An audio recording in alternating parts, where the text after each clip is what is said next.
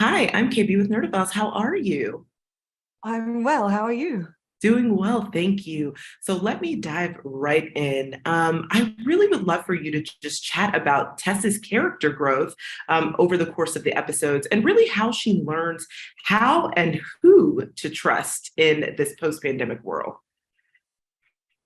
Well, I kind of what I love about her and what I love about her and Joel's relationship is that there's I think you feel it in the show too, definitely in the game, but in the show that they really are a team and they really, in this world, it's like that's it. That's who they trust, each other. And then when Ellie becomes, a part of it, in the beginning, certainly she is just, it's them and she becomes the cargo. It's this really kind of slow burn. And I think in the same way it's like certainly when we were filming it, but even just in the watching, they do start to become their own weird kind of little family. But I think that's it. Right. Listen, a twisted little family of sorts, A if you very if you twisted will. little family, yeah. So when we first meet, kind of Tess and Joel, essentially they get into business with the Fireflies almost immediately, but it's really out of an essential need, right? Like they need the truck, they need the battery. All of this is so they can get Mhm. back to Tommy.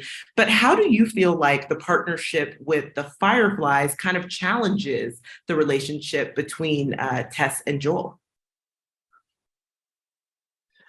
Um, well, I think it comes down to necessity. I think they kind of do face that kind of stuff a lot. And I think it's only because they realize that, you know, they're really in trouble, that they really kind of, really in trouble, that they go, you know what, I think this is legit.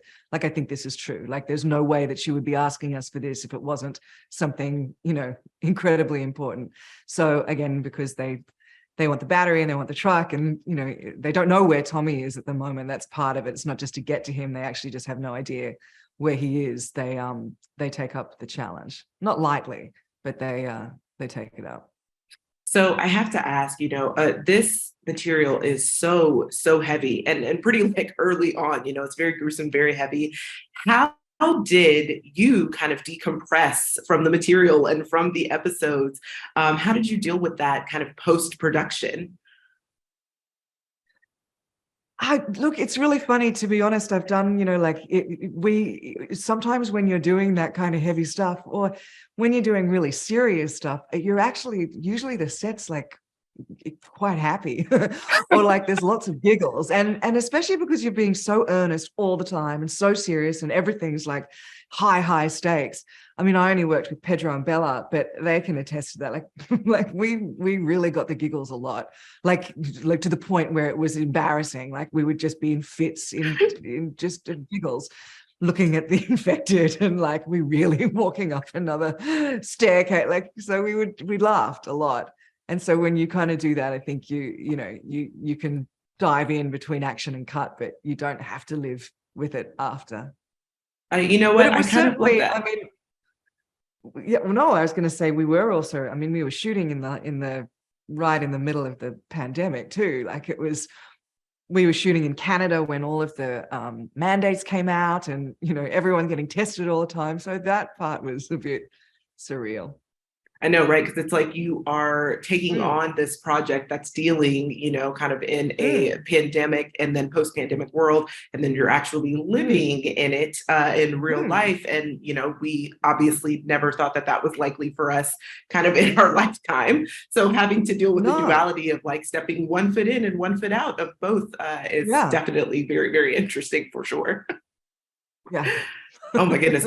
But I'm so glad that you guys had an opportunity to kind of build this off-screen family and have that kind of lightheartedness to kind of guide you along the way. Because again, this material is heavy, but also since you guys were shooting in the middle of the pandemic, that is heavy too. So Yeah. grateful for that. So my last question really is what did you do in terms of the video game? Had you played it before, and kind of how did you lean I into knew. that for this character?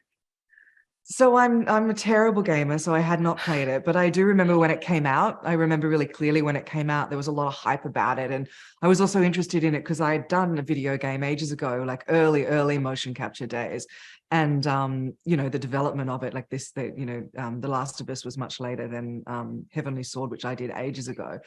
So I remember that. And then when this came up, I just went and watched all of the cutscenes. Didn't play the game. I would never have got through it.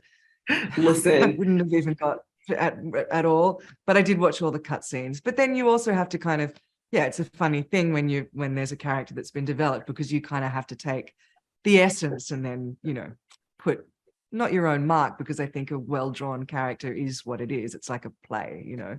You can see the same character by different people and the character's still there.